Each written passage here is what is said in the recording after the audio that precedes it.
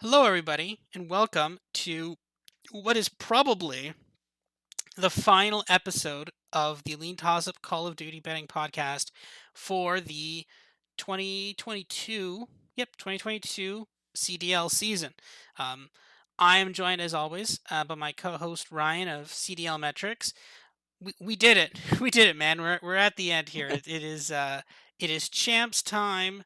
We are very likely closing the book on Vanguard. There's All Star Weekend next weekend. Probably won't do a podcast for that. And then there may or may not be some sort of. There's rumors of some sort of other tournament in Saudi Arabia. Doubt that'll happen though. But this is probably going to close the book on Vanguard. So you excited for that? You're not excited for that? What do you think? Yeah, I'm always excited for CDL Champs. Obviously, the biggest event of the year. Even for a bad game like Vanguard, I do get excited for it. But yeah, it's we're here. August has arrived. We're not too far away from Modern Warfare 2. Honestly, that's just a couple months away yet. So we'll probably get some more info on that game, this weekend and in the coming weeks. But yeah, I'm super excited to talk about champs. It feels very wide open as opposed to last year's champs and even the year before that. This is the first champs where we don't have every team in the CDL making it, so that's interesting. And we have a format change, right? We have just a straight up 8-team double elimination bracket. There's no buys, no one starts in losers bracket. It's just straight up let's see who wins. So that'll be interesting to see how that plays out. And obviously, Sunday is dedicated for the finals as it was last year. Really excited about that. We can kind of get a full day to digest how we think that final series might go and who will come out on top. So, yeah, excited as always. Crazy that we're already here at the finish line, but looking forward to it. Yeah, it has been. It's been what it feels like a short year. It actually is shorter because there was more majors last year. But it has been a long year, especially for the four teams that are not going to be playing this weekend. The Florida Mutineers, and in no particular order, the Florida Mutineers, Paris Legion, LA, Los Angeles Guerrillas, and My Minnesota that's Rockers. right. It doesn't feel real that they're not at champs. Like that team was actually like pretty Yeah. good. It's so crazy. So the thing of it is, here's the difference. So last year, Paris, Seattle, LAG, and London did not make champs. This year, it is now Paris, LAG, um, Minnesota, and Florida. They're the odd ones out. Florida and Minnesota obviously changing off. LAG 2 straight years of not making champs, but they did win a major somehow through a miracle. Paris again, bottom of the basement. But the interesting thing though is, and from year to year you can see the change. Um, London and Seattle they made changes and they showed the right way to build a franchise, right? And we actually did talk about this a little bit at the beginning of the year, if I remember correctly, all the way back in the first one right before the kickoff classic.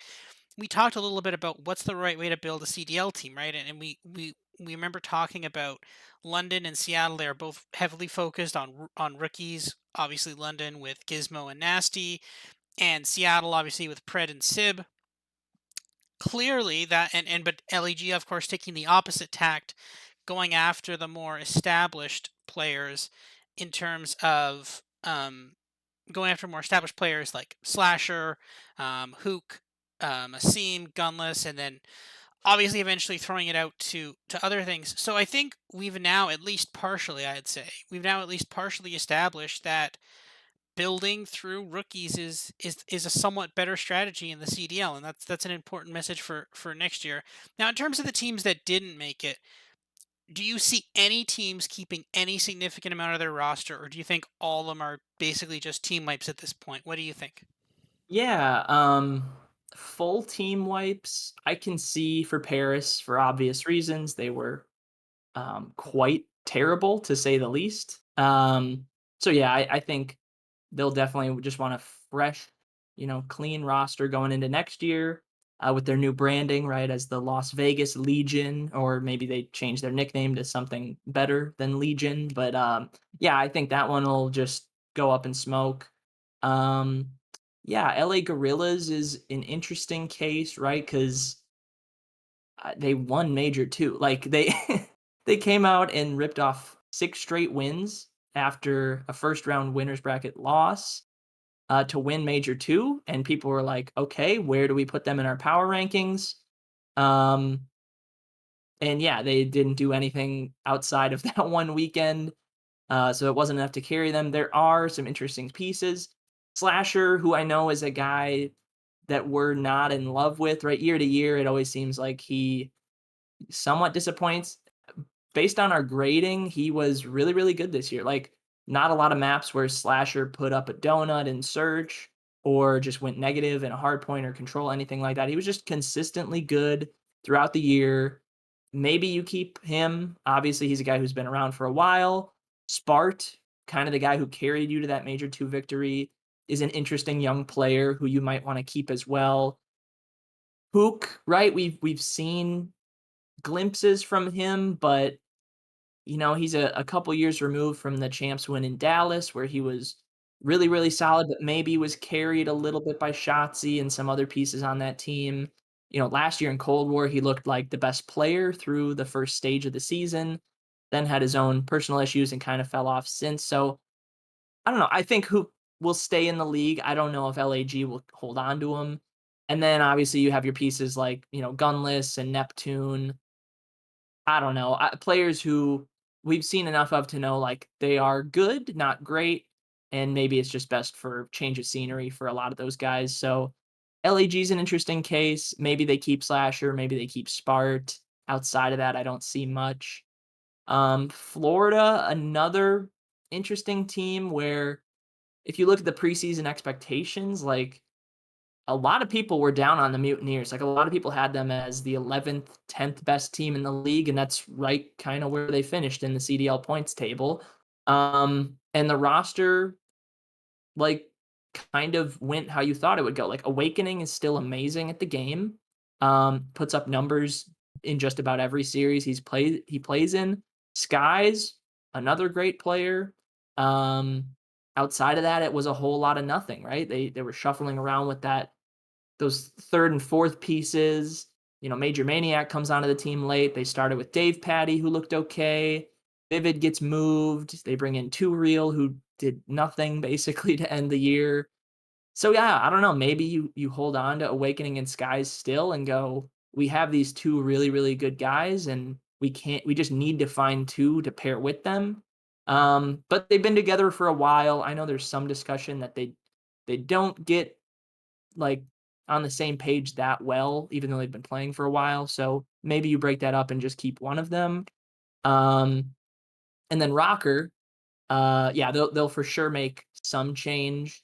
Um, I think just based on how Attach has played this year and the fact that he's shown versatility, he's just a guy who you want on an organization. I think Minnesota will keep him. If Attach wants to go somewhere else, it's totally understandable, but I think they would like to hold on to at least one or two pieces from this team. Standy obviously went crazy in Cold War, didn't win the Rookie of the Year because there wasn't an award, but was in the contention for that and really turned around their season last year. This year was a little more, league average play, but still a solid player. Priesta, I think we've seen enough of to know that they don't want to hold on to him. And then obviously they already shipped Major Maniac out. Havoc came in and did all right. Or all right is an understatement. He did come in and look really good for Rocker. But again, just not a we know he isn't like an MVP caliber player at his best. So we'll see. I think, yeah, a lot of shuffling is going to go on those teams, but I think we see maybe some of the key pieces stay here or there. And yeah, I mean, for preseason expectations, like seeing these four in the bottom four isn't a shock, right? Like Paris, everyone had as the worst team, and they were quite easily the worst team in the league. Like I said, with Florida, a lot of people didn't have high expectations for them. They don't make it. Minnesota and LAG, I think people were debating, are they a, middle of the pack team just based on the rosters they started with this year? Are they a middle of the pack team? Are they a little above average, a little below average? Turns out they're both a little below average and fall out of the race. But, in theory, we could have an 11 team champs. Like, there's not a ton separating Minnesota, LAG, and Florida from, some of the teams that barely made it, Boston, Toronto, like those teams are close. It's just a matter of, we had to take 8 and these are the 8 we got. So definitely some roster shuffling going on with those 4 teams. It's just a matter of how much.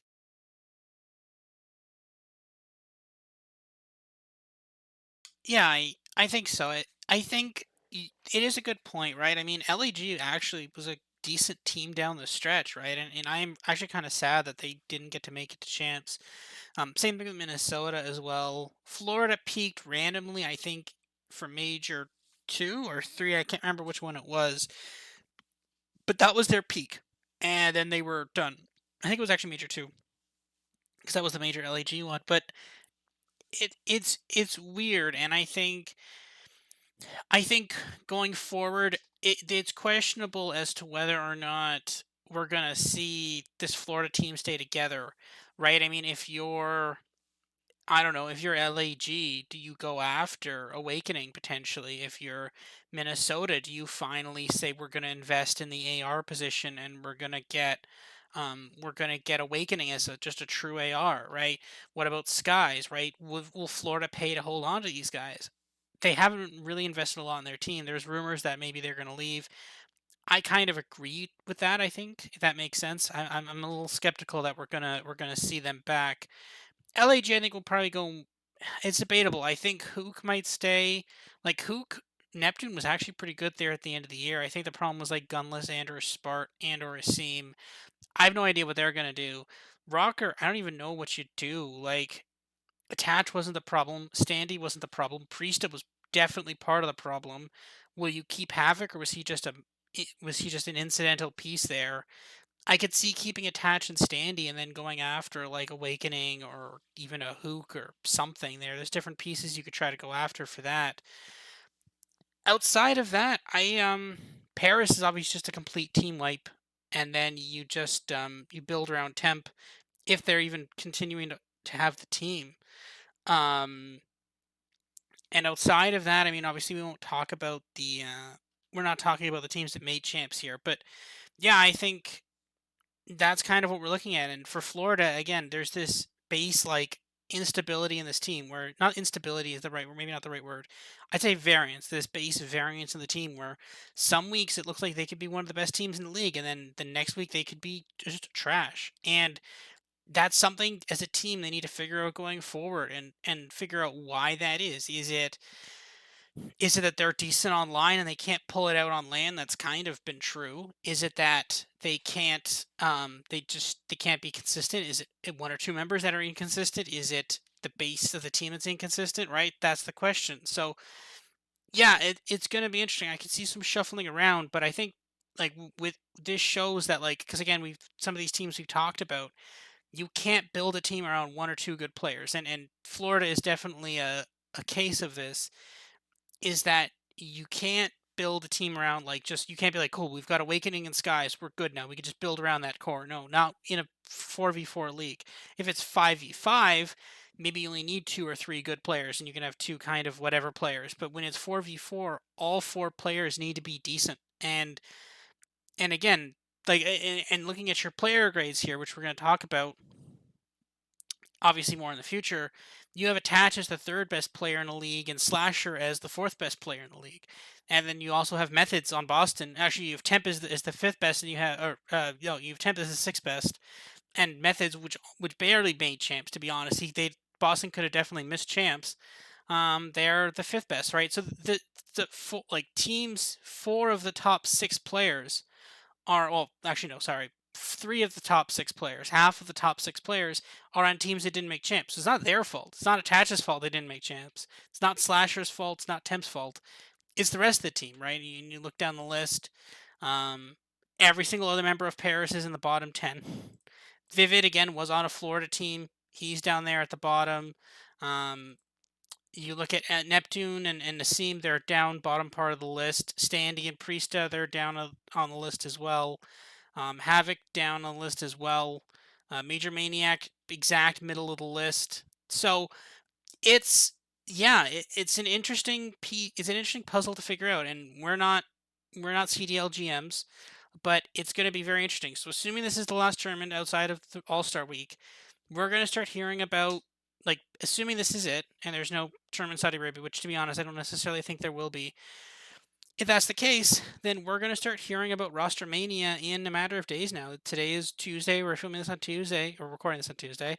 By next Tuesday, we could be hearing about Paris could announce that they've been bought or sold, or they've been sold to someone else, or that everybody's gone, including Temp, right? So we're gonna start hearing about some of this stuff. So, but anyways, enough about the teams that didn't make it. Let's start talking about the teams that did. So we have odds to win the tournament here. Outrights to win the tournament here. We've got FaZe plus 225, Thieves plus 250, Optic Texas plus 275, Subliners plus 600, Surge 12 to 1, Ultra 14 to 1, Ravens 25 to 1, Breach 33 to 1.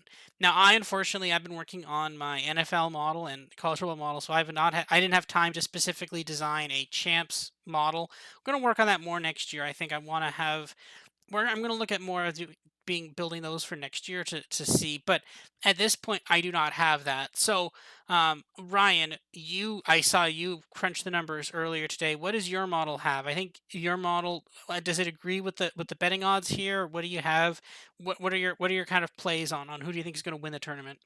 Yeah, yeah. So this should be a fun tournament, obviously. But it's interesting, right? Because we only have 8 teams, and just based on how the format is played out, right? 8 teams, double elimination, no buys, no one starts in losers bracket. It's pretty wide open. So these teams at the top, you talk about FaZe, you talk about Thieves, Optic. Like, if you lose your first match, which is very, very possible, like you're in losers bracket round 1 now, and you cannot lose again. Like, it's that simple. The teams at the top, FaZe and Optic, the 1 and 2 seeds, like, congratulations on your great years. You play in winners bracket round 1. We'll debate on if it's a good format. I generally think that the best teams in the league should have a bigger advantage than just playing easier seeds, right? Like, if you're a phase and granted, you don't win a major all year, but you dominate the points table, like, I think you deserve a bye when you get to champs. So, with all that being said, it's pretty wide open compared to other majors we see. Obviously the teams that start in losers bracket for those majors have a minuscule chance of winning the tournament. We don't have that now, and there's just less games to get through because there's less teams. So I have every team at least a 3% chance to win the tournament, and every team at least about a 10% chance just to reach the final. So very wide open. Unsurprisingly, I do have FaZe as the favorites. I have them winning the tournament about 35% of the time, which, if you do the calculation on a plus 225 ticket, that is an edge of about 4%. So nothing crazy, but a decent edge. Then going down the list, I do have Optic as the number 2 team at a 28% chance to win. Plus 275 is about spot on for that. It's a 1% edge. Then you get to my third team, LA Thieves, right? The winners of Major 4. They looked phenomenal in New York. You really just like impressive showing, especially on Sunday for them, right? They get the first match versus the Subliners and lose it. Have to come down to the losers bracket, wait for FaZe to beat Optic, take out FaZe pretty easily, come back into the grand finals and beat the Subliners, who had just beat them. And they did it pretty convincingly. It did take them 8 maps to get it done, but you look at the 5 maps they won, and they blowouts, like, to say the least. So yeah, Thieves drastically improved their stock. I have them at a 10% chance to win champs. That might be a little low, but the fact that they're plus 250, you're buying a team just based off of recent performance. And I just want to relate this back to what we had Seattle Surge priced at after Major 3 came around, right? Seattle Surge go on to win Major 3. I know we both had something on them, at least to reach the final, which they did. They go on and win it. Then you see their odds to win Major 4, and they're essentially co-favorites with FaZe.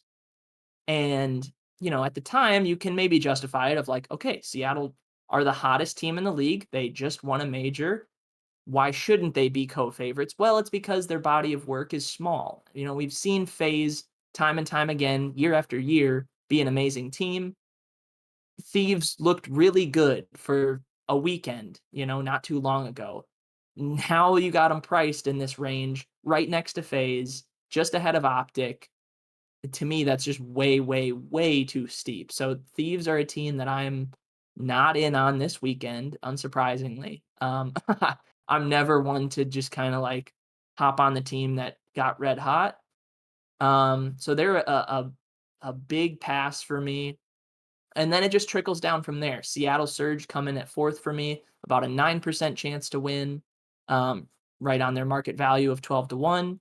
Toronto Ultra, I have it a 7 to 8% chance to win. Again, right on market value. They're 14 to 1 to win the tournament. Then I have actually Boston Breach coming in sixth. That might be a surprise to some. About a 4 or 5% chance to win, which at a 33 to 1, total odds, they're the last team on the board. There is just a little bit of value if you are interested in going really, really deep. You can take that. If you're a little shy of the overall winner, you can take them just to reach the finals, which we can talk about in a bit. And then, yeah, from there, again, two close teams right behind them, Subliners, a 4% chance to win, and Ravens at a 3% chance to win. So, again, Subliners price, as it has been in my model all year, is probably a little low just based off of recent performance. What we've seen from this, active roster has been a lot better than what we've seen from them as a whole, right? There's a reason they're the 8th seed this year. It's because the early part of the year was horrendous for them. They make the roster change. Now they look like a top 6 team, if not top 4 team. So yeah, models maybe a little low on New York. London, I think I have priced about right. We talked about them going into the major four. Like, they did really well in qualifiers, but you look closer at those maps, a lot of close wins everywhere. And it came back to bite them in major four, right? They had a couple close wins to start off their weekend, but ultimately they go lose lose. Didn't surprise me. It did sting a little bit as someone who had the 100 to 1 on them, but yeah, I mean, that karma comes back and gets them, and that's how it goes sometimes. You're not gonna keep winning those close maps. So, I think I've got it priced about right, outside of a couple teams, especially Thieves. You can make a case, to put something on any of these other teams. Um, and very similarly with the just to reach the final market, which I like a little bit more than the overall to win champs market. There's just a little less vig, it seems like, or there's just a better chance for these underdogs to come through just reaching the finals than to win outright, in my opinion. So if you want to take, like, if you like a Boston, like I kind of do, that's also just kind of a direct fade on Thieves since they play each other round one. But you're a little shy on Boston to win the whole thing. Like, you can just take them to reach the finals. They're 10 to 1. You know, I have them at a 13% chance to get there. So again, you can make a case for a lot of these teams. The main point of what my numbers spit out compared to market is Thieves, you're paying a huge tax on just based on what we saw, and everyone else kind of has value. I don't know, like, outside of that, you can really go with whatever you want. I just be wary of Thieves. But yeah, go crazy on whoever you have a lean on, whatever your model likes. So long as it's not LA Thieves. Yeah, I will completely back up the not Thieves. I mean, it's very clear there's a massive premium on Thieves. And the thing of it is, I worry about Boston for the simple reason that Thieves have played Boston a couple times in the last couple of months, and every time has been just more brutal than the last, just brutal That's 3-0s. true. Those have been, yeah, like, But brutal to say the least. They were yeah, ugly, but yeah. I don't think I can't remember if one of them was when they had Vivid or not. Let me check. That's a I good think one of them point. was when they didn't have Vivid, I think. I'm gonna take a quick look here and see. Um, but I don't it's just it's not been a very fun time to be to be a Boston Breach fan when you're playing Thieves. The thing of it is, like, I get it. Like I worry that it's like the thing of it is, I think that, and we'll talk about the individual markets later, but like I do kind of like Thieves to beat. Um, I do like Thieves to beat. Sorry, I do like Breach to beat Thieves. Sorry.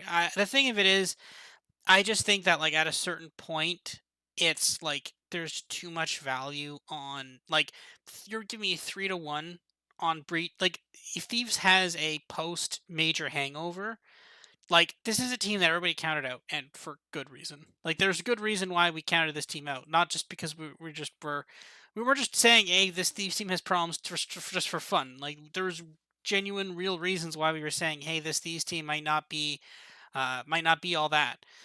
And sure enough, that's I mean they proved us wrong and they won. Now that being said, though, um, that was like they proved us wrong. But look, we said the same thing about LAG. Then they proved us wrong. Then they had to do a roster change. They didn't even make champs, right? Seattle Surge. We said the same thing. They had problems. They won that tournament. Then they made losers bracket and were 0-1 out in the last in major four, right? So this is the thing, right? Like people have these teams have risen up and kind of surprised us about what happens, but then it just seems like we all know what happens next is that, oh well, they're going to surprise us, but then they don't actually surprise us at all, and then they end up sucking, right? Like so I'm not scared of betting against this Thieves team. I think you're giving me 3-1 plus 120 to make to beat them. Like you're giving me, well, it's two plus 285 technically. I got a 3-1. You can find 3-1 if you're on Bet365. Breach to win plus 300 match, so plus the plus 1.5 is plus 120. On Bodog plus 285 money line. For some reason, some of the markets are down on Bodog. I'm not completely sure why, but no, like that's just too much. It's too much value. I know what my model says, and respectfully, my model's wrong. That's too much value. You could just bet on Thieves having a hangover. But I can't get out of my head that like I'm a little concerned about this team.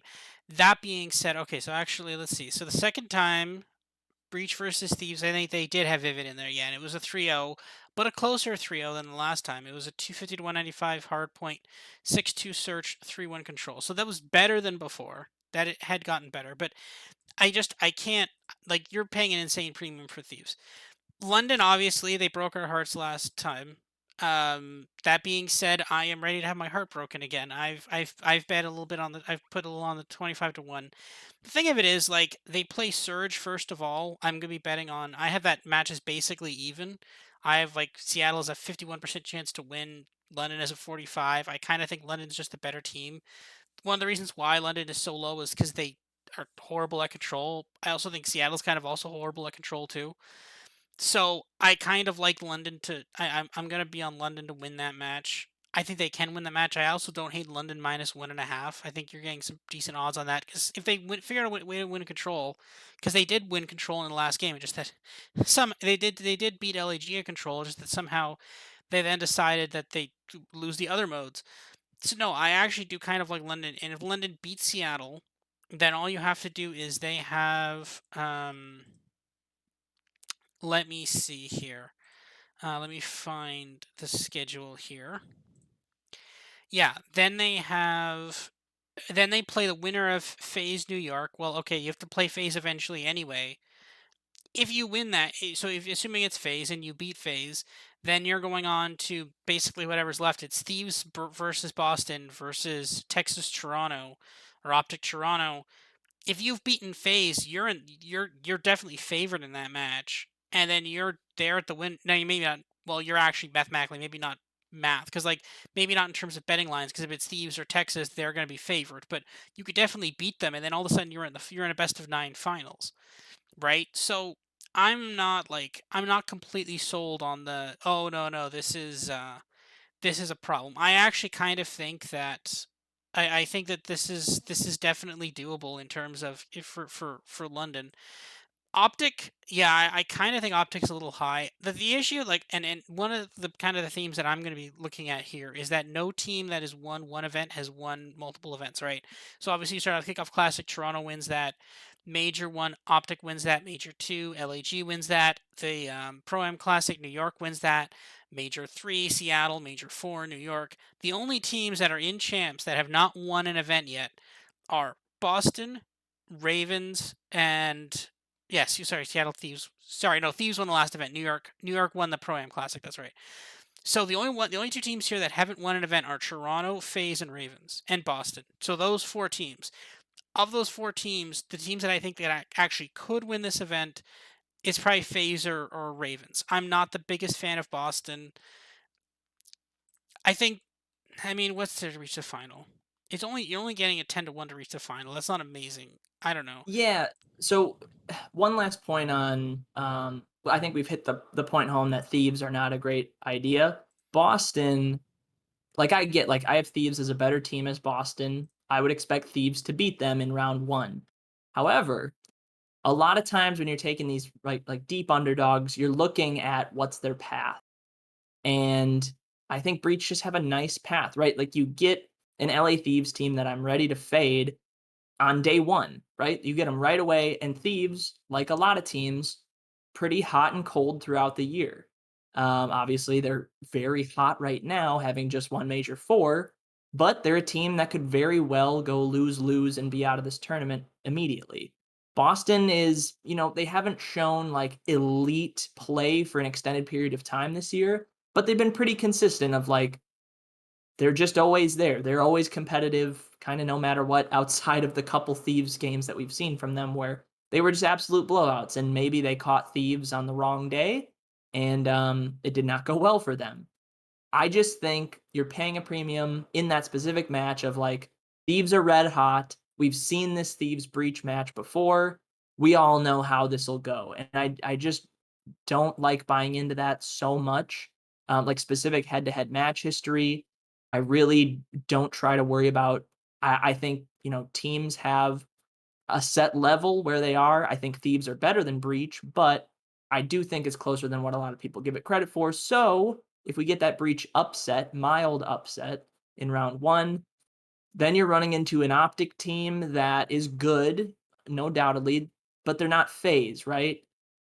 Or you're running into a Toronto team that is a lot like Boston, in my opinion. Like they had some stretches where it looked really good, right? You talked about Kickoff Classic. That was a while ago, but they were the best team in the game right away at the start of the year. Throughout the year, had some bumps here and there, but overall, like a solid team that you expected to win a bunch of games. But yeah, an Optic team they could play that's been a little troublesome down the stretch. They've still been good, but not what they looked like early in the year. So I don't know. What you want to do, you're right. Like you probably have to play phase at some point, but you might not have to, right? Like if you're breach, there's a very realistic path. You don't have to play phase at all this tournament.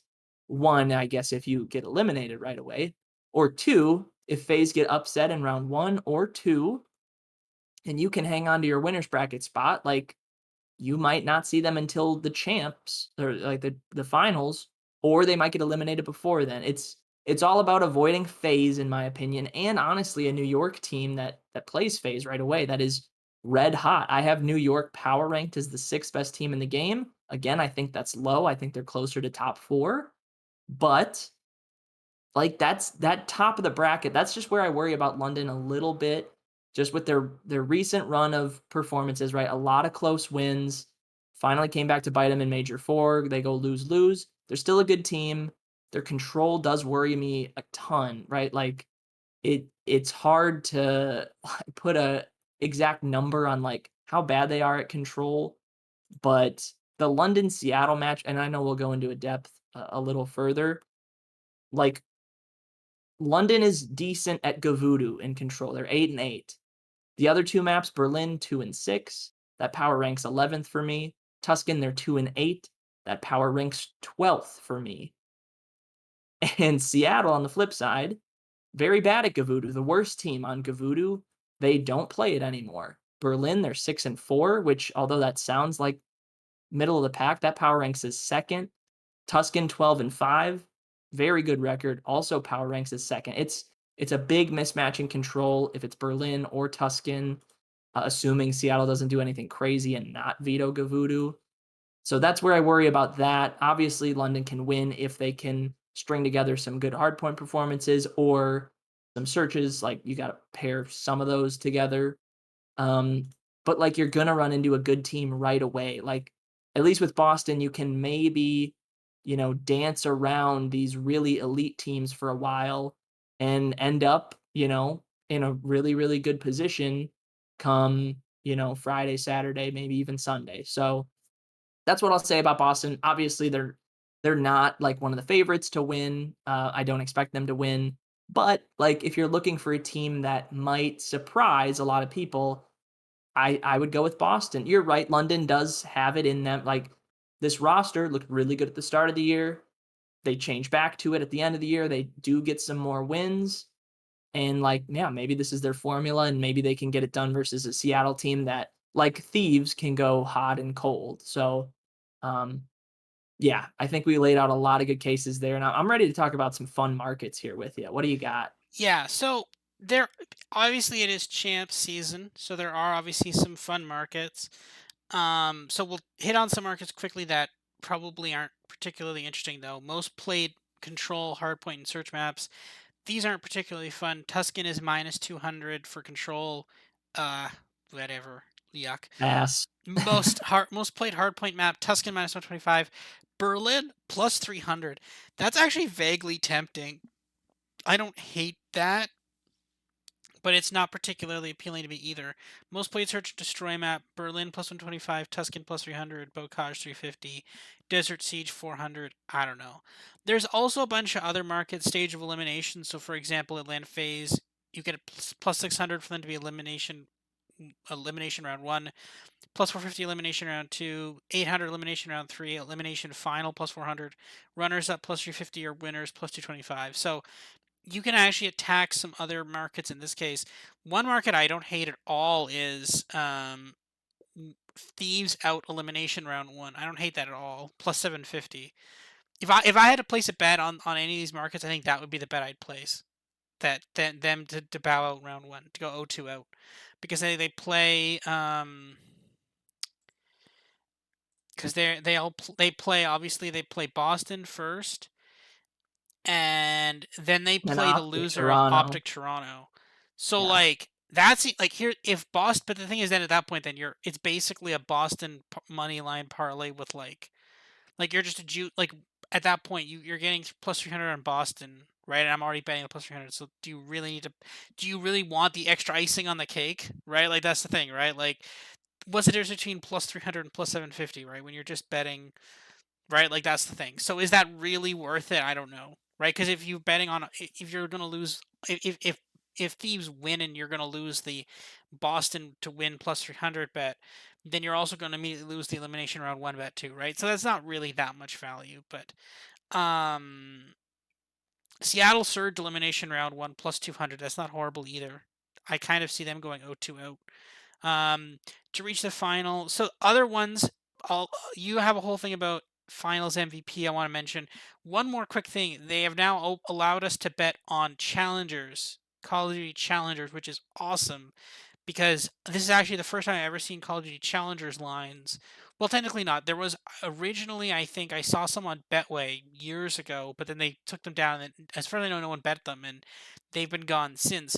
But we can actually bet on who we think is going to win Call of Duty Challengers finals. Ultra Academy NA is even. That seems pretty good. The only other one I could think of that's competitive there would be Team Expose. That's Clayster's team at plus 400. Um, that's the only ones I'd be looking at. But I like Ultra Academy NA with Scrappy at even money. Now, the other interesting one is Finals MVP. So, obviously, we've talked about before Rookie of the Year and season MVP. Those are going to be apparently be announced on Friday. Finals MVP: Celium plus 350, Dashy plus 450, Kenny plus 550, Simp plus 600, Shotzi plus 750.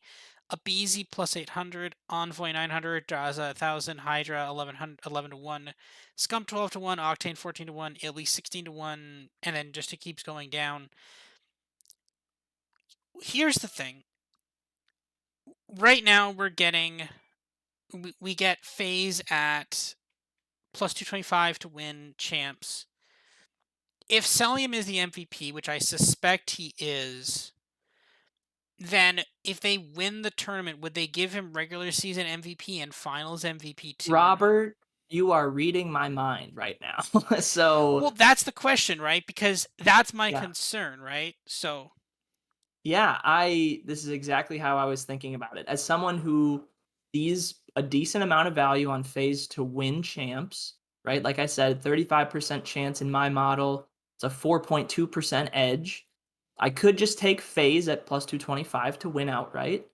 Or I could look at the MVP market on a team where, despite all the talent, like, it really is 2 guys this year. It's Celium, who is, I think, the favorite to win regular season MVP. It would surprise me if it wasn't him. It could be Dashy. You can make a case for maybe a couple guys, but it really is Celium's award to lose at this point. If FaZe get this done, right? If Celium has a crazy weekend and FaZe win, like, maybe you give him the double award of like, okay, Celium had a 1.25 this weekend. No other FaZe guy came close. They dominated. Cell gets both awards. I kind of think, and the wording of this is important. I kind of think Simp at 6 to 1 makes a lot of sense. Right now, what the award says is finals MVP. And maybe I should go deeper on the board just based on what I'm about to say. If it's just the finals that awards an MVP, not the entire weekend, right? It's more likely that we see an underdog come out and put up a great 7, 8, 9 maps, whatever it ends up being. So it does make some sense to go down the board a little bit. Simp has been improving throughout the year. We have him graded as the second best FaZe player, a 104.3 grade, well above average. A ton of maps played. Like, we know Simp is great. Can he beat Celium, from just a pure performance perspective for one elongated series? I think so. Um, I really like Simp. You can maybe make a case for a Beezy. He's down at 8 to 1. This obviously hasn't been a great game for him. We actually grade him lower than our cities this year. Both players below average, or below league average, I should say, in terms of just raw grading. But part of that is, right, like, when Celium and Simp are taking all your kills from you, that kind of just happens. Um, so you can make a case for, a BZ might go crazy. He was actually Champs MVP last year, obviously a different game, and we're a full year removed from that now. But we'll see. It could be him. Arcides is down at 20 to 1. The only thing with him is, like, him and Celium both run an AR a lot of the time.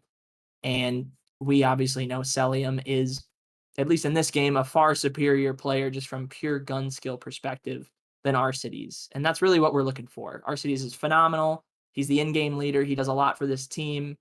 But when you're talking about just straight up kills, deaths, like, Celium leads the way. So again, if it's just finals MVP, I like to go a little down the board. I'll roll with FaZe, and I think I like Simp the best at 6 to 1. Um, if you are interested in some other teams, but their price is a little high, like Optic, you could do the same thing with, Dashy or Shotzi. It's possible Illy or Scump go crazy in one series and they end up getting it, right? Obviously, if Scump does anything, like, if Optic end up winning and Scump goes crazy in the finals, or at least on par with his teammates, like, you kind of think they might want to give him finals MVP just because it's Scump. Dashy already won a Major 1 MVP. Shotzi won a league-wide MVP. And, Dashy has his wins in his career, but, it's Scump. So there's a number of guys you can make a case for. I like making a case for the FaZe guys as someone who thinks FaZe has a really good shot of winning this. And yeah, I lean to Simp at 6 to 1. here's the thing, like, the more I think about it, the more I kind of think that this is setting up for a phase Optic finals. I hope. I'm to say the league. No, but like, is that not the way this ends? Is this not like a phase Optic finals, best of nine, and phase wins? Is that not how this ends? Or phase? I I would mean, that was what we're all hoping for. or Yeah. scum like or like or Optic wins and Scump gets MVP. Like, it's a shame we can't bet on like who we think will like will win. Like who we can't, it's a shame we can't bet up on we can't bet finals matchup. Um, but like honestly, the way this season is gone, I kind of feel like it's Optic versus FaZe. I think Optic is going to work through their problems. They're close. They're not there yet. They struggled a bit with in that last major. They finally were starting to break through a little bit. Then they got kind of slammed there by I think it was um what happened to them in the last weekend? FaZe got him in the losers bracket finals. No, for Or Optic, sorry, no. not losers semifinal. Yeah, yeah. So they started in losers bracket. They beat Rocker, then they beat Breach, then they beat Toronto, then they lost to FaZe. Yeah, yeah, I remember that. Mhm. Yeah, yeah, okay. And then FaZe obviously lost to Thieves. They were getting there. They were starting to do it. I don't know. It's a shame we can't like bet on like who we think the finals will be because I could definitely see like an Optic FaZe finals. So that's interesting. But yeah, I could see. I mean, if Cell is a MVP, do you think it's just like they could double up on Cell or they could also double up on Scump, right? It's hard to say exactly. I don't know. I don't Yeah, know. I mean, the thing with Cell is like, yeah, if he just does what he's done all year and FaZe win this tournament, he's probably the finals MVP and the regular season MVP. Like, you can't just give the finals MVP to someone else because one guy already got a trophy. Like Balance. You're if like, it's oh, let's do. Cellium, it's Cellium. Yeah, like You if it's can't say that guy, competitive it's that guy. balance. Right. So that's the path for Cellium, right? Is FaZe show up, they win the event, and he just does what he's always been doing this year, and that's just dominating. So, that's a way you can go. I just think if it's finals MVP and it's one series that could be as short as 5 games, right? Like it could be anyone's award at that point. You would expect Celium would be that guy, but like, man, in a sample size that small, it really opens the door for other guys and guys who we know are as good as Simp, right? Like Simp is one of the best players in COD and has been since he's arrived. And yeah, he might show up in this finals and take some hardware home himself. Like FaZe did this exact same thing last year. Simp is the league MVP for the regular season. And Champs Weekend rolls around, FaZe just dominate as they did all of last year, but it was a Beezy's weekend to shine, and he gets the Champs jacket, the all gold shiny Champs jacket, and everyone's getting trophies and everyone's getting cash, and that's just how it goes. So just I think it would be fitting if FaZe wins. Just they're the team they were so close every major this year. They can't get it done after just a dominant year in Cold War, and finally in Champs, they all they put it all together and finally take home some hardware. But yeah, that's kind of where I lean MVP market. Obviously, like if you want to go on a team deeper down, you can make a case for some guys, but it's really like tough to call who it could be. Like if Seattle is a team you like and you think could roll out a bed and just win this whole thing, at Major 3, it was Pred. This time it could be him again. It could be Sib. Mac shown some spice. So that's the issue with some of these teams in the middle that are very, you know, good all around teams is good luck picking who's going to shine in that moment. Again, you might just want to go deeper down the board because it's a one series award, but yeah, that's kind of why I like FaZe just because they're so clearly kind of a two-man. I don't want to say two-man team, but they're very top heavy with Celium and Simp. Same thing with Optic, right? It's Dashy, it's Shotzi, and the other two guys are very good too, but it's those guys first.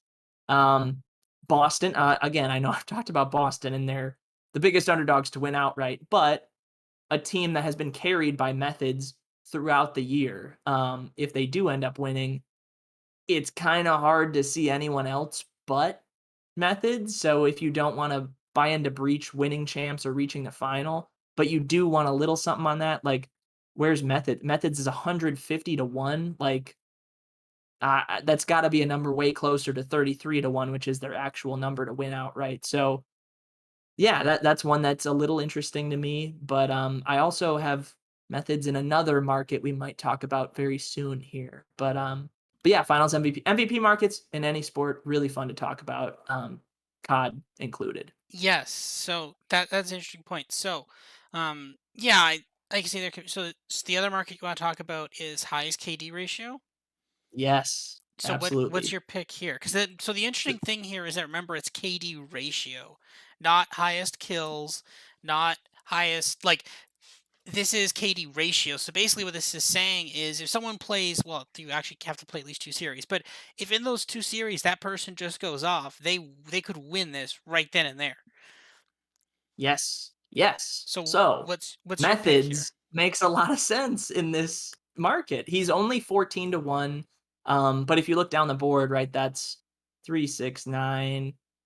That's like the 12th best odds, somewhere in that frame. So there's a bunch of guys ahead of him. Um, but yeah, you have to essentially check some boxes in order for me to consider you for this award. One, are you a good player who puts up a high KD? Methods is like you look at our player grades, he is, yeah, fifth overall this year. Um, he does it in every mode. Let me just double check his adjusted KD on the year.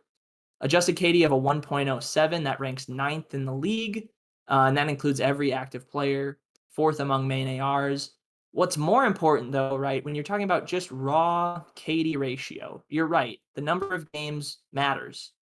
And if I'm wrong about Boston and they go lose lose, there's a very real chance that someone on their team, despite going lose lose, has a pretty good KD through 8 maps or whatever it might be.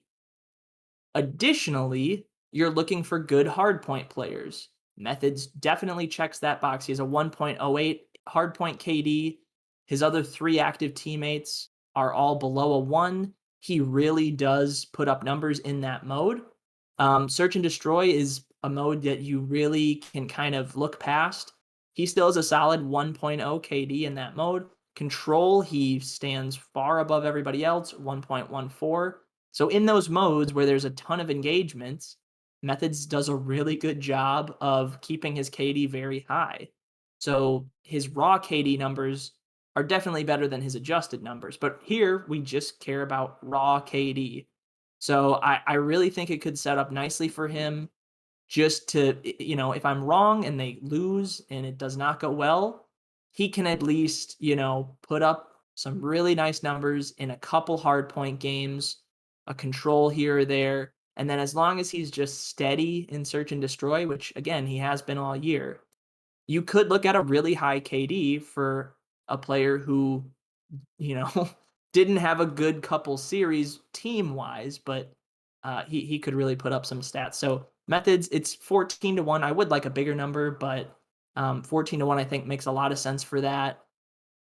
There it's tricky with any other team, right, that you want to fade because this market is kind of like what teams do I want to fade, but is there a player that checks the box on that team?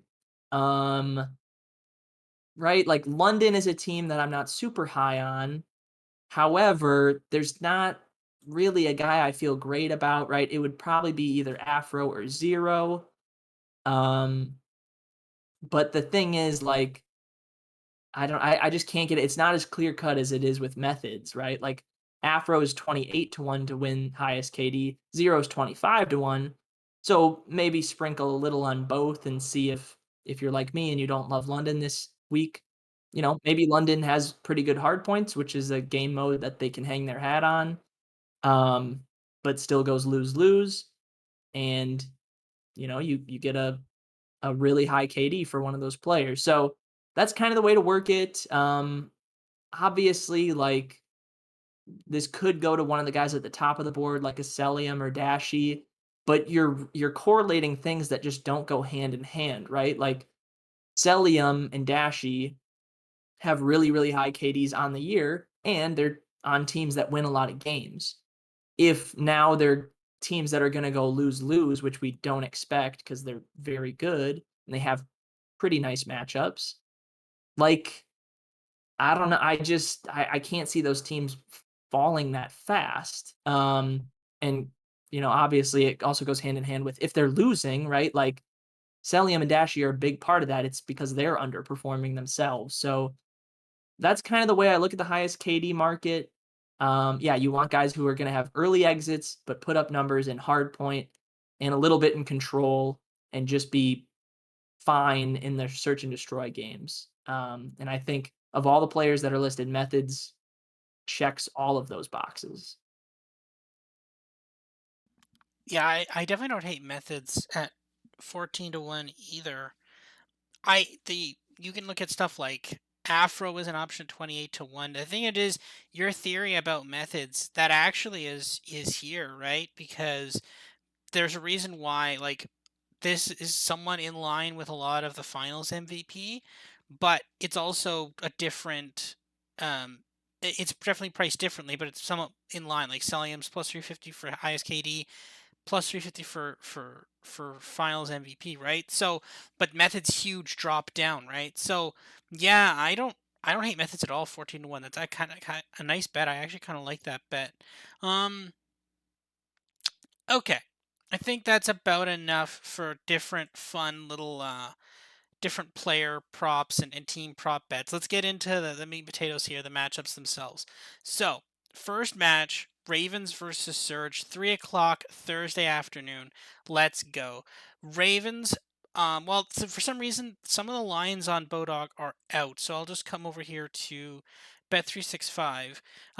Ravens minus 110 on the money line, Surge minus 125 on the money line, plus 1.5, minus 200 for Ravens, minus 1.5, plus 150 for Surge, over 4.5, plus 150, under 4.5, minus 200.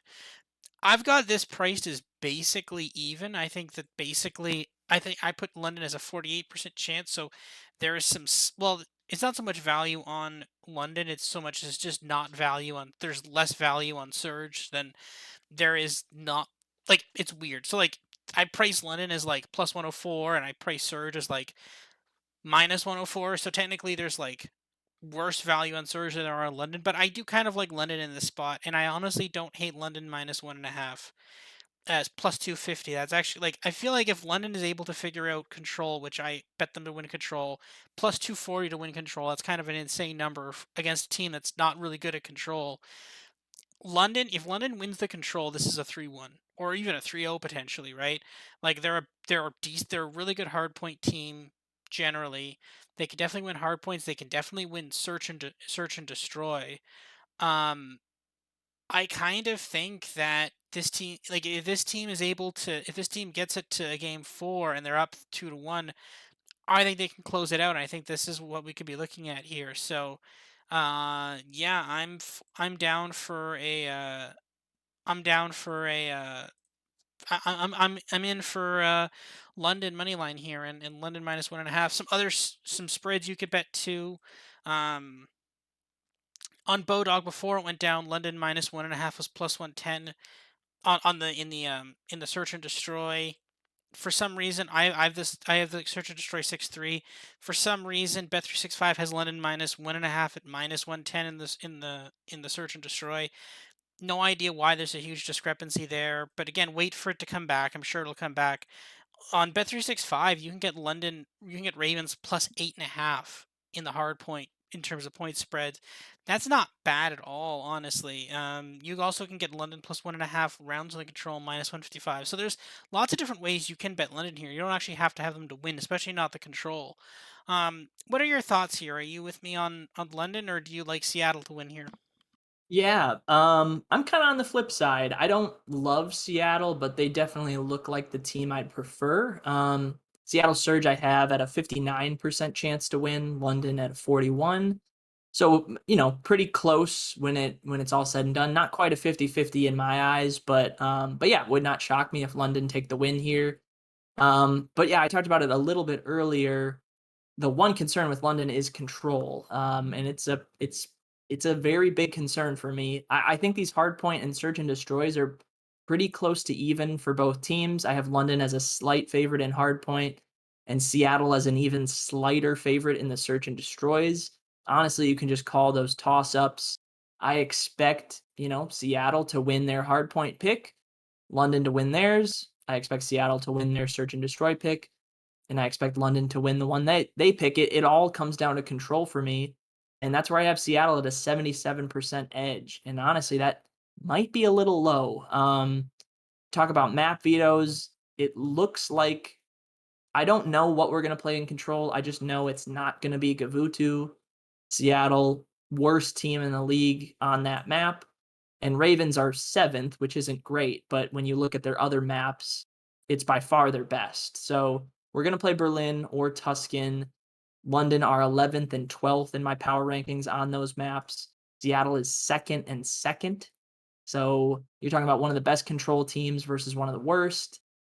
Obviously, control can be a fluky game, right? Where, if offensive rounds are tied, it goes to kills. That's advantageous to the underdog, which in this case is clearly Ravens. But yeah, I don't know. It would surprise me if London pull off the control win.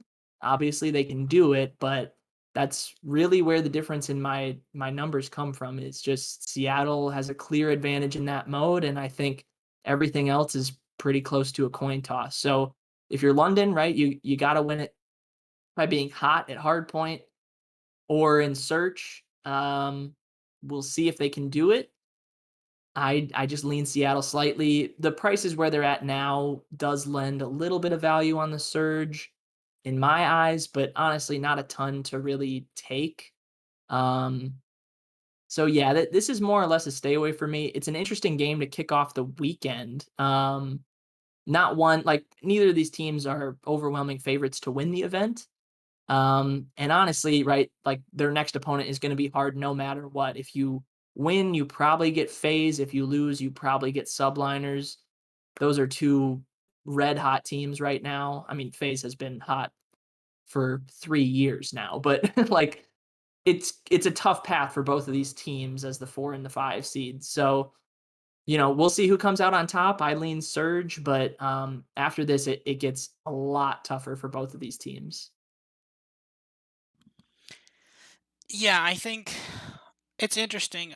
I kind of like Ravens here, but I could see that the not going full into Ravens through the tournament though. But I think it's also just a fate of Seattle. Like Pred's gonna win Rookie of the Year, and then that's it, right?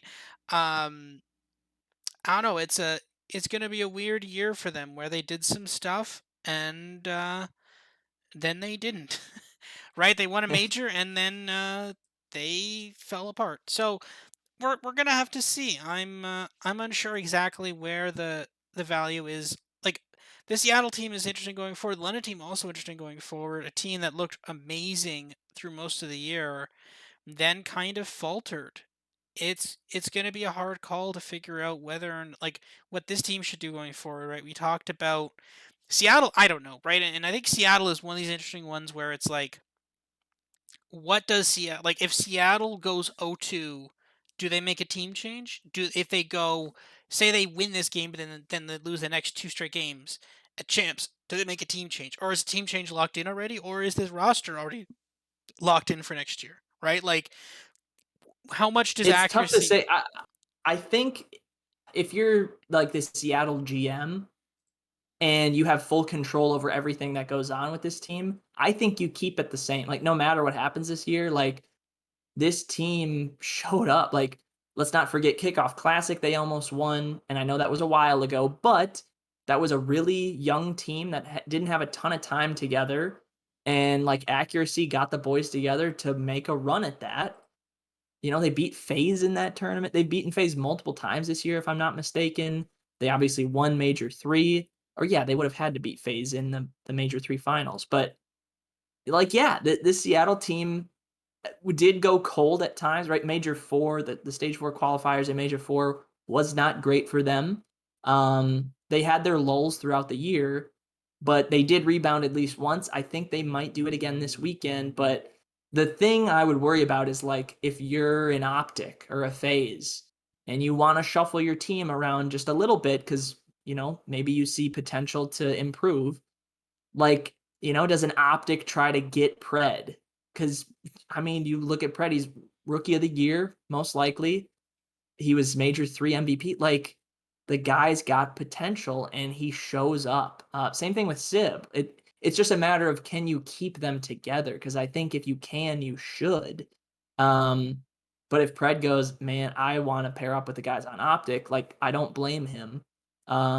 Obviously, you can make a case for like accuracy's numbers aren't great, but I think you put him in the bucket with Arcides of like he's a main AR who calls out everything, who is the clear-cut leader of the team.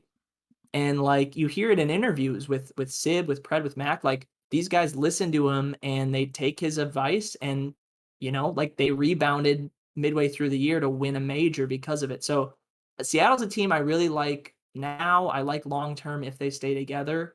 It's just a matter of can they keep the guys together. London, yeah, I don't know. It's tougher to say with them. They obviously play their best COD with this core four, but I always bring it back to that Paul X argument of, London looked good early in the year, had to switch out Paul X in place of Gizmo, still looked great, if not better. They put Gizmo back in the lineup. Things don't go so well. Then a couple other roster shuffles that didn't do much at all. They bring back Gizmo. They look okay again, if not, top six. Like this London team is interesting. They are similarly built, right? Zero main AR, veteran presence. Afro just came into the league last year, has shown a lot. Gizmo and Nasty, very solid, threes and fours on his team. Like, but is it enough, right? That's the question. They haven't made a finals yet in any tournament this year, but they've been there. They have been competitive all year. But is competitive what you're looking for, or are you looking for more upside? And obviously, London's an interesting case because they like to keep their team, full UK if they can. Um, so yeah, I am interested to see if either of these teams make changes. If I'm Seattle, I really don't want to. If I'm London, I'm thinking about it a little more if this weekend doesn't go well. But yeah, nonetheless, great seasons either way for either of these teams, like both these teams. Yeah, I'm not so sure if you can get past a phase or a subliners once you get into like a losers bracket run. It's gonna be tough, but yeah, great seasons for them and some serious questions to answer this offseason for sure. That's a fair point, I think. I think for London, depending on how champs go, I think you could maybe look at Nasty and because Nasty has been really bad on LAN, and that's an issue, I think. Um, and I think that's a problem. I think that they might want to look at that going forward. Um, Nasty and potentially Gizmo. I think obviously you keep Afro, obviously you keep Zero, but I think going forward, I'd maybe one of those two might not be on the team going forward. This offseason is going to be really interesting. We were hearing all these rumors about all these potential team changes, and then nothing really changed. Like we could either have all these teams could look completely different next year, or like there could be like five changes outside of the teams that didn't make champs, right? So really fascinating time to be here. For the next series, I'll use the Bet365 prices for Thieves Boston. Thieves minus 450 on the money line, Breach plus 300. Thieves minus 1.5, minus 163. Breach plus 1.5, plus 120. Over 3.5, minus 200. Under 3.5, plus 150. I love Breach here. I'll fade a Thieves team at plus 250 to win an event. And with after just winning a major, I'll fade that all day. You're getting 20 some odd points on the breach hard point. Give me that too. Plus 1.5 in the plus 1.5 for Boston in the search. Give me that too. Like it's tough, but like I kind of like this Boston team. Like the thing of it is, this is probably gonna just this is probably be a blowout some way. I don't know exactly which way it'll be a blowout, but this will probably be a blowout somehow. So just I don't know. And then breach plus 225 to win the control. That seems crazy too. I don't know.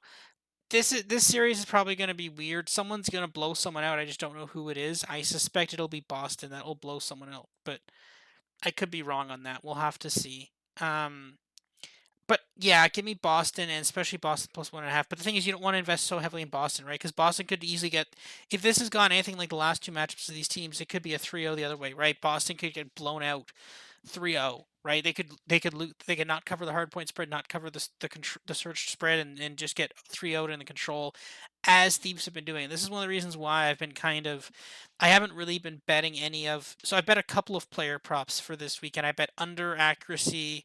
I think I bet over kills on Gizmo. I've actually already got closing line value on under accuracy kills, if that's even possible. Um, but yeah, like this matchup, I don't really want to bet anything. I think I bet over 55 kills on Vivid in this matchup just because that was a really low number. But like, if Thieves win at Control 3-0, then like it really strangles those player props. It just forces everybody under. But at the same time, it doesn't matter how good of a control you have, how good of a hard point, how good of a search you have. If Thieves win the control 3-0, if they keep winning controls 3-0, it doesn't matter, right? Because then no one's like, people will have like 15 kills in the control when they needed like 20, right? So it just strangles all your overs. So I bet over on Vivid because it was just 55, and Vivid does kill a lot. The one thing about Vivid is he just goes and kills people, so that's fine. But outside of that, I don't really see a great play there on in terms of props for this matchup. You're down to fade Thieves here, right? I just think, like, although my model has, what does my model have in this? My model has Thieves as like a minus 1900 favorite. That is so big. I don't think Thieves had a 94% chance of winning, 94.9. That's just so ludicrously high, and it's also pumped up because they just won 5 maps against New York, right? So the model has huge recency bias. Normally, this wouldn't be an issue. Normally, this would just get canceled out in a regular season game or two, right? So it wouldn't really matter. But because they're coming right from winning a major to now playing another team, the model has no time to adjust. So I think I'm fading the model here. I think the model is way too aggressive on this Thieves team, and it's just underpricing this Boston team. What do you think? Yeah, I'm with you. We've been talking about Thieves a lot, and I've been talking about Boston quite a bit. So, yeah, Boston is a huge value here. And honestly, this might sound crazy. This match and the one we just talked about, Seattle London, I kind of think they're mirror matches, right? Like, I have Thieves, excuse me, as a 58% favorite in this one. And like I said with Seattle, I had them 59%. This match, I see hard points and searches going either way. And I do see Thieves as a definitely better team in control. Not so much better than Seattle over London, but like a clear favorite in control, whatever the map that gets played. So, yeah, like I expect Thieves to win, but this is a lot closer than what those prices make it out to be. Um, yeah, I mean it's Boston for me here. Yeah, it depends on how much you wanna go in on it, right? If you have a to make the finals or to win outright, or if you have that, some interesting plays on methods, like maybe lay off this a little bit, or if you just wanna say, "Hey, I'll buy into the fact that Thieves are way overpriced, at least for this match, and then we'll go from there," then you can take, a little more on Boston on this match, but, yeah, it's Boston for me. The It just is. Like, Thieves are red hot, Boston is not, and I'll just take the team that isn't getting talked about enough because Boston has been solid this year. Like, I know we criticized the Vivid move, but it's looked okay for them, right? Like, they've done some stuff. They've just been steady all year, and I think, with time to prepare for this Thieves team, I think they can make it interesting. I think they can at least get it to, like, a map 5 maybe. Um, so yeah, Boston for me. Honestly, map veto wise, like this and the first match, to me, these look so similar, right? That first match, it's pretty clear, right? Like Seattle doesn't play Gavudu hardpoint. London does not play Bocage hardpoint. That leaves Berlin and Tuscan. Thieves, they're a lot like London when it comes to vetoes. Thieves probably not going to play a Bocage, especially against a Boston team that likes to play it. I don't know, just everything lines up very similar with these 2 matches, and, yeah, it's just with this one, I much prefer the huge underdog as opposed to the slight favorite, so, give me Boston. And yeah, we'll see how it shakes out. If Thieves stay hot, I could be really wrong because we've seen those 3-0s, right? Thieves come out and smoke Boston 3-0, not even close, any of the maps, two matches in a row now. So I think you're paying into that as well, right? If those were just 3-1s or 3-2s, or if Boston could maybe have taken one of those matches, I think this price is a lot different. So the fact that, Thieves did bury Boston the last couple times they played them, I think you're paying a premium for that too. So it's just, you add all that up, it just gives me such a big value on the breach here. So I'm with you. Yeah, 100%. I will say that I have been one. So there's two things to this. One, the Betway boost. So Betway has now come to Canada, so I actually can't see the Betway boost. But in the Best of Three Discord, shout out to our friends at Best of Three Network. One of our friends replayed vibes. He is on American Betway. I'm or not American Betway, international Betway. Sorry, I'm on Canadian Betway for some reason.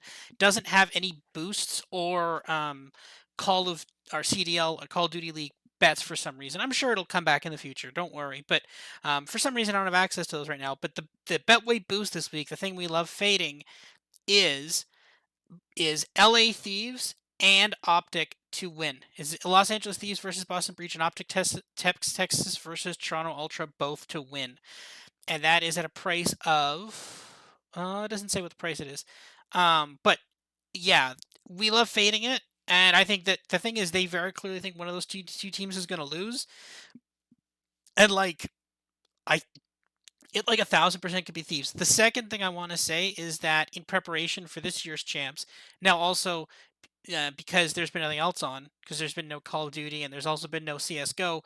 I have been watching last year's champs, and last year's champs, the winner of Major Five, Los Angeles Rocker, they came. Sorry, not Minnesota Minnesota. Rocker, not Whoa, whoa, not whoa, Los Angeles whoa. Rocker. My bad. Minnesota Rocker. They came into champs after winning Major Five, and then they immediately got 3-0'd. I remember that series. I remember we Yep. handicapped it, and I think they were. It was. I think it was basically even. I think it was -120 each way against Dallas. I think if I remember correctly, or it was like maybe Minnesota -110, Yeah. Dallas And minus. It was basically everyone even. everyone wanted a piece of Minnesota, Yep. right? Because that was also the reverse sweep versus Toronto Yep. in the best of nine. Like that was a very memorable match. And And Dallas Minnesota, 3-0'd them. like, yeah, and it's just like this stuff comes around, especially in a game like Vanguard. Like it can go the other way really quickly. So yeah, I mean, obviously we could be wrong and Thieves could come out and look good and take care of business, but the price you got to pay for that to happen is just way, way, way too steep. Yeah, no, 100%. I'm with you on that. Yeah, I'm down to fade a Thieves team that is way too high on on their own supply right now after winning that last major. Next match up, Optic versus Toronto. This is going to be an interesting match. There's some really good matches today. On not today, on Thursday. There's a couple good matches. Actually, I think all these matches are pretty good.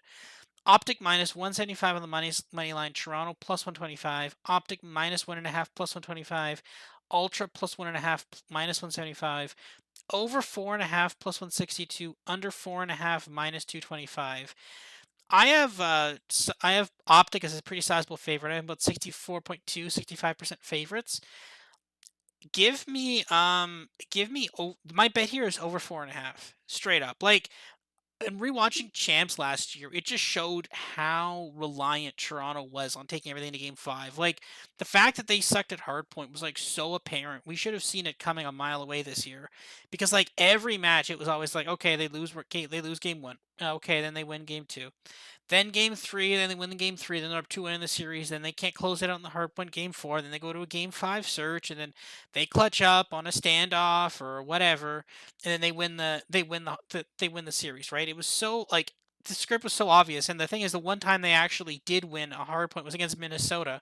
Game one hard point was against Minnesota. So no, the thing is, like, I like Optic here. I'm paying a bit too much for Optic at -175.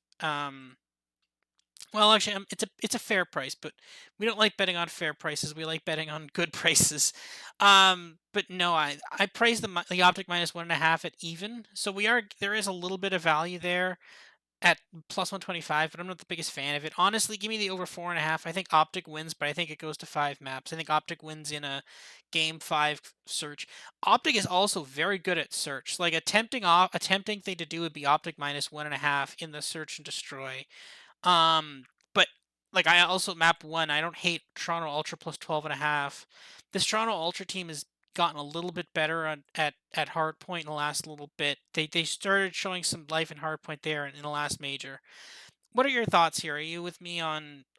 Do you love over 4.5 as much as I do here, or are you kind of or are you with me on or do you think Optic is the play here at a not great price but a decent price? Yeah, remind me of the over 4.5 price. Um, yeah, on Betway it's plus 162. On sorry, not on Bet365 it's plus 162. On Bodog I'm getting plus 165. So basically the same. Okay. Yeah, I'm never a huge fan of those over under map counts. So I just put 162 into the model. Little bit of a edge disadvantage there since I have over 4.5 happening 36% of the time. That's not quite good enough for plus 162 or plus 165, either of those. So I would rather go Optic with you. I think this is priced pretty spot on, but there may be a case to be made for Optic. Um, if you want a money line, that's fine. If you want them minus 1.5, that's fine. I don't love it.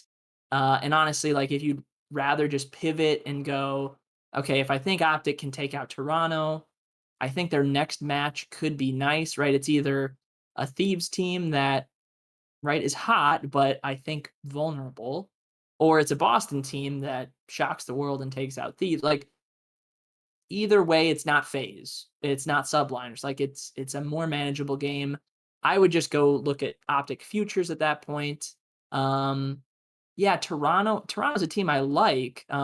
Good at search, good at control, not so good at hard point. So, right, their path is pretty narrow to winning this. It's got to be probably 2-3-5, which is what they're known for. They're very good at doing that. But yeah, I have Optic as a better search team and a better control team, as good as Toronto is, and then a clearly better hard point team. So I see this as an Optic 3-1. I think most people probably see it that way.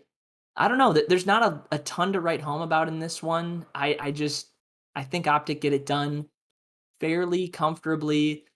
The one thing I would worry about, I know you mentioned Optic minus 1.5 in the search. I do have them as the better search team. However, Optic are the higher seed. I'm expecting higher seed will get to pick team A or team B. Most teams, not all, will pick team A, meaning that game one hardpoint is their map pick. So game two search would be Toronto's map pick. So maybe a little more likely that Toronto would, win that. If not, at least take it to around 11. So that's kind of where I pivot off of that. Otherwise, like maybe you want to take Optic spread in map one, but you're obviously paying a higher price with that. All depends on what the map comes through as. It could be a lot of stuff. Optic likes to play everything.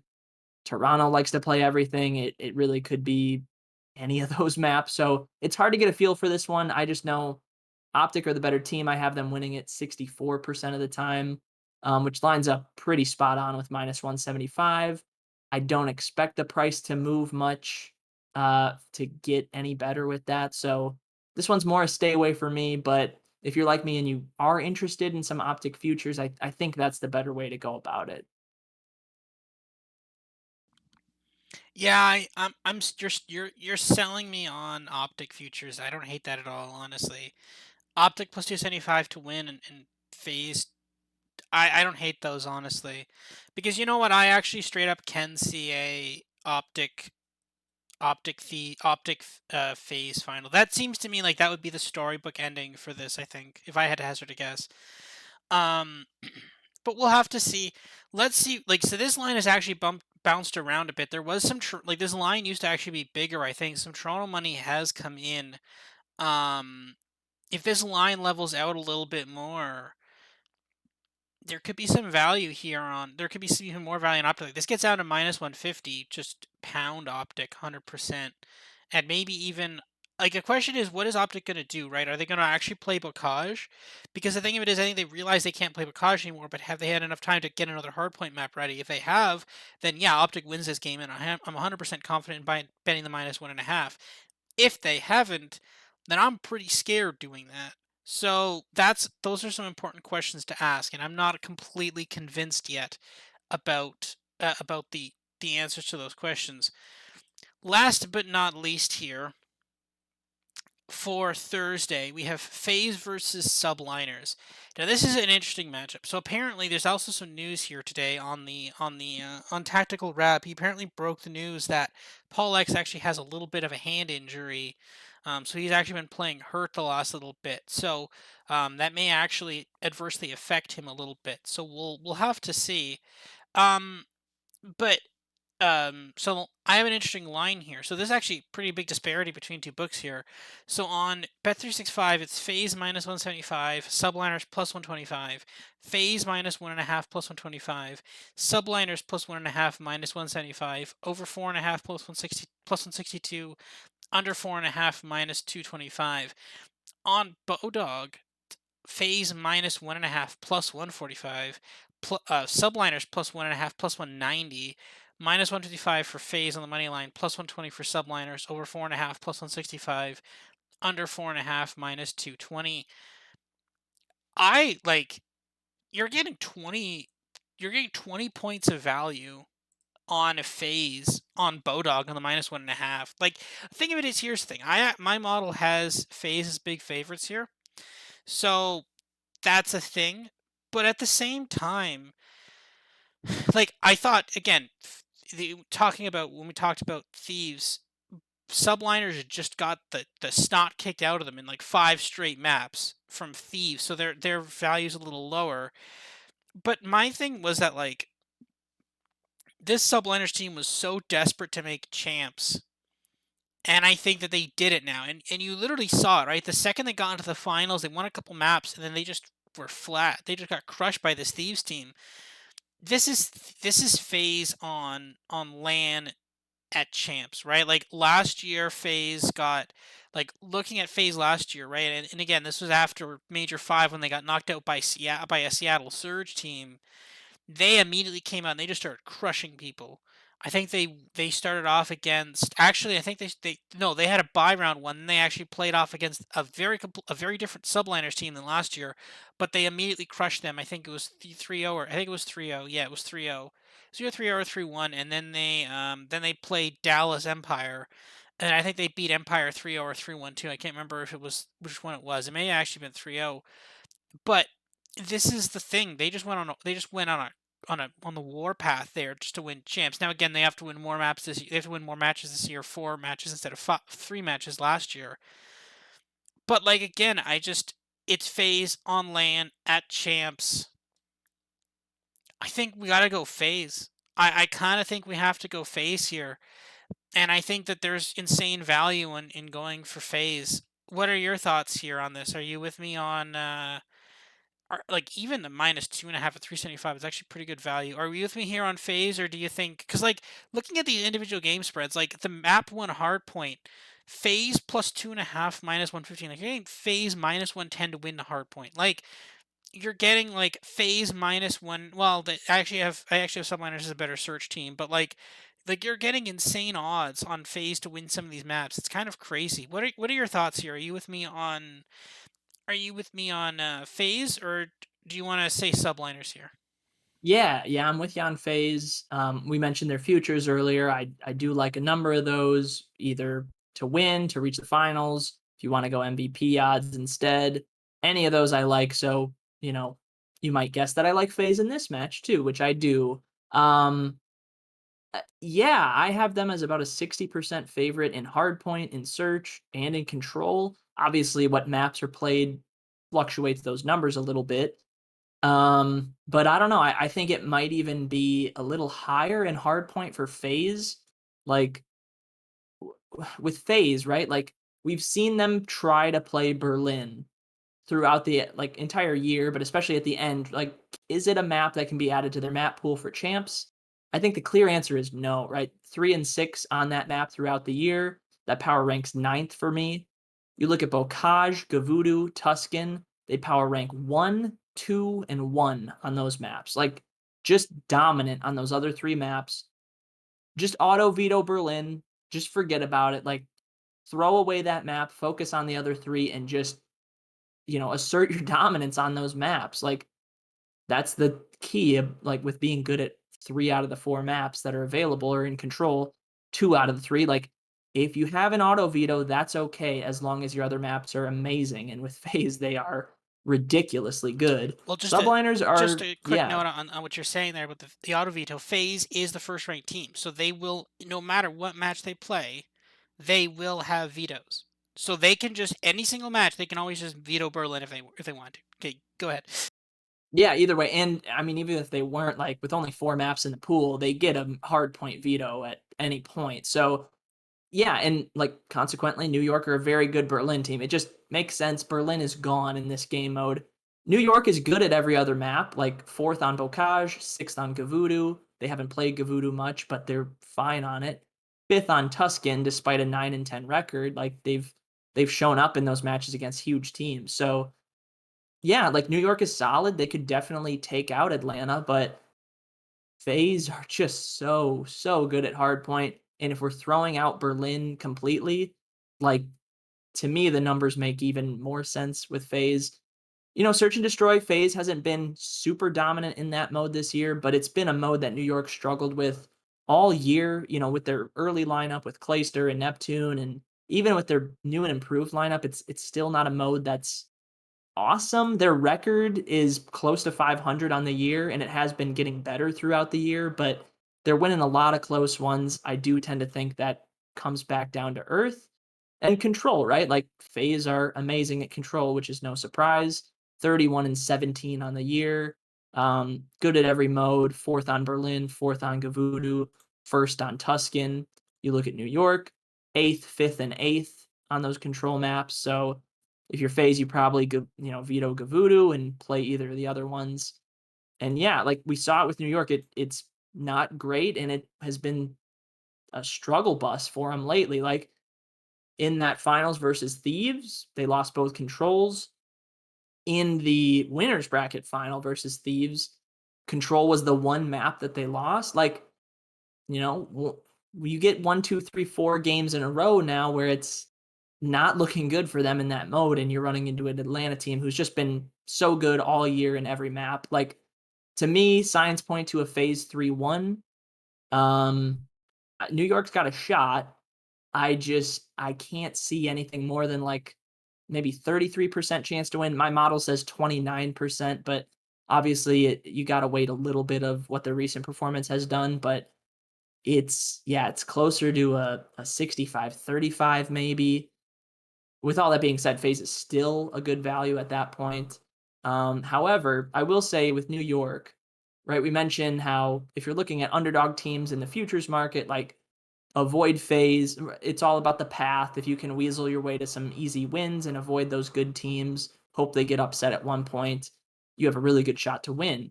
New York, to me, look a lot like Thieves did heading into Major 4, right? You get Atlanta right away, which, if you're going to play them at any point, it kind of makes sense that you'd want them in round 1. You have all the time to prepare. On the flip side, Atlanta has all the time to prepare, and they have a really good coaching staff and really good players, obviously. So it might come back to bite you. But on day one, last game of the day, you're waiting a long time. Subliners have looked good lately, and they can definitely take out FaZe. So if you can get through FaZe, like, things really open up. We talked about that Seattle London game. If subliners can pull off the upset in round 1, like, you think they got to be favored versus Surge or Ravens. And then from there, we'll see who comes out of the lower part of the bracket. But I don't know. Things can open up if subliners can get through FaZe. That's a big if, though, and we'll see if they can get it done. But yeah, I'm with you. I lean FaZe. I don't love it, but if you want to get FaZe, if you don't want to buy into their, champs prices, anything like that, but you kind of want to back them in at least this one game. I don't know why you would do that, though, because again, their next match shouldn't be tricky, assuming they can take out subliners here. But regardless, if you just want to take the head-to-head matches, that's fine too. I would go with FaZe. money line or spread, whichever you'd prefer. Um, but yeah, I think you go phase here, but don't be surprised if subliners again can stay hot once they get through phase. Schedule gets a little nicer, in theory, and heck, maybe they can do exactly what they did at Major Four and make a run all the way to the finals. But we'll see. I like how that's the last game of the day because I do think it is the most intriguing, just in terms of how good the teams are. It's the 1 versus 8 seed, but like it's the one I want to watch the most just because these teams right now are in such good form. And and yeah, subliners are kind of the story of the second half of the year so far. So we'll see if that story continues or if they drop down. But yeah, I'm excited, man. We're only a couple days away. By the time this pod comes out, we'll be like probably 24 hours away from that first match kicking off, and then it's all systems go from there. Yeah, I usually tweet these out at about 10 a.m. So yeah, just a little over 24 hours. This will come out Wednesday morning for everybody. So if you're listening to this Wednesday night, you're late. So no, I'm just kidding. You're no, it comes out. We're recording this Tuesday night. I get it out as quick as possible. So, but yeah, no, it's I, I got like if you're trying to find a reason to bet on like I could see the reason, like the desire to try to go contrarian and go for, say, subliners, but like I can't like I and especially since you're getting like great value here on Bodog, I think you got to go phase -1.5. I think you have to. I like that seems like such amazing value, and the subliners team they tried so hard to get to champs, and they made it. They finally pulled it off. They were at their home series. They got they're at their home major. They got there.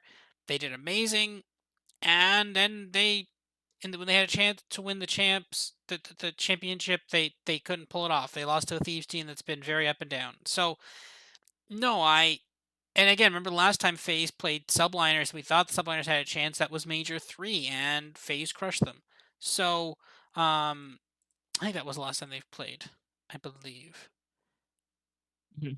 Uh, yeah, that was the last time they played. So no, yeah, give me subliners. I'm sorry, give me phase here, especially I'm getting -145. That's actually kind of nuts. Yeah, the thing of it is the season is basically over now. We have this is it for this year. This is it for this season. Um, we now have basically the NFL preseason is starting on Thursday night with the Hall of Fame game. That's starting Mhm. on Thursday night. So college football starting just a couple of weeks as well. We got a lot of like the NFL. Like this is it for Call of Duty. I doubt there'll be a thing, but there's gonna be a lot of Call of Duty news. And then the question is when we're gonna start hearing a lot of stuff about Modern Warfare. Definitely, we're gonna hear something about it this weekend for sure. They're definitely gonna use Champs as a springboard to launch it. We're gonna start get after the All Star weekend. We're gonna get a lot of. I guarantee you, we're gonna get a lot of roster mania. Maybe we'll do a podcast about that. Then we'll have to see. It depends. And then hopefully we like. I think there's a non-zero chance we could see a Call of Duty tournament before the end of the year. I don't know. I think there's a chance because I know they said they wanted to do something earlier. Um, but we'll have to see. I don't know. I'm not sure if we're going to see something before the end of the year. I hope we will. I hope we'll see a nice kickoff, and I hope we're going to get some great maps for Modern Warfare, and the game is going to be not horrible and all that stuff. But I don't know. It is too soon to tell. Well, in that case, I think is that pretty much everything we wanted to. Is that everything you want Yeah, to hit on, Ryan? Yeah. Okay. one thing before we go, yeah, obviously very excited for the news we'll get with Modern Warfare 2 and all that stuff. A lot of speculation right now, but it's just kind of wait and see. Before we go though, I feel like we gotta just give a straight up who wins, what's the finals match, who wins, and the series count. So I'll go first. I'm saying, and we might have the same answer. I'm going FaZe over Optic. 5-3 is my official prediction. How about you? Optic over phase 5-4. Ooh, Yeah. wow, okay. I mean, Is it around 11? I don't know. I'm not. Is I'm it not. Scump versus Simp in around 11? That would be electric. That would be insane. The thing of it is, like, I think Ravens could go far. This is kind of one of the reasons why I don't want to bet Ravens to make the final because I don't think they make the final. I think they win, but maybe I can pull that bet. I might end up pulling that bet, the Ravens to win at 25 to 1. I just, I kind of feel like this is Optics to win. I think this is Optics because they released a video today with Scump saying that he might be looking at retirement. That's a thing. That's a warning sign. So I don't know. It's it is what All it is, right. right? I don't know. You never know, right? We'll see how it plays out, but either one of those outcomes should be electric to say the least. Yeah. Yeah, I think here if you gave what would line would it be for Optic versus Face final? You'd have like they might not I've even want to got put that. yeah, a best of 9 between the 2 of them. I have a FaZe at a 52% favorite, Oh so no, no, I very, meant very close. what's Oh, the odds of a finals matchup between Optic Phase? ooh, that I haven't calculated, That would but be cool to I don't see. know, just ballpark like, estimate, maybe 20%, Yeah. 25% chance we see it, There's something like no that. way they can't even put a line on that because if it was 500, I'd hammer that thing. Right? Like that's the thing, right? Like what price would you not hammer that line at? That's the Like thing, though, is that they would know everyone would hammer that, so you'd have to pay a it'd be like premium plus to pay 300. it.